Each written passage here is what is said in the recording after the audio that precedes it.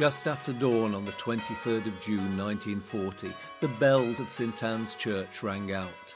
6 small ships had been sighted. They had come to evacuate islanders ahead of the advancing German forces. Islanders had just an hour to make their way to Bray Harbour, together with just a few personal possessions. 75 years later, the event was marked by the pupils of St Anne's School. However, for many of those who were alive in 1940, it's an event they would prefer to forget. Jackie Main was just 5 years old when he and his family boarded the ship that would take them across the Channel and onwards to the relative safety of Glasgow. We all went aboard and we were sitting on deck.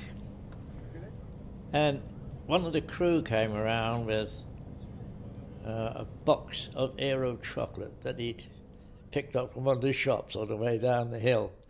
And my mum said to me, "Take a bar over to your grandfather." And I did. I went over and I gave him this bar of chocolate. And he said, "Thank you, Jack."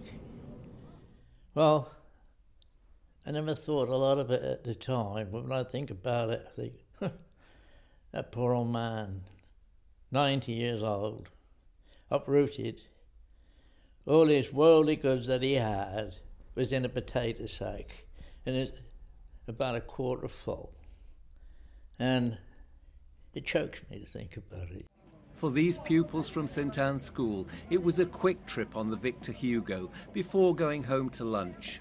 For those who left the island in 1940, it would be 5.5 long years before they would return home. David Earle, BBC Channel Islands News, Alderney.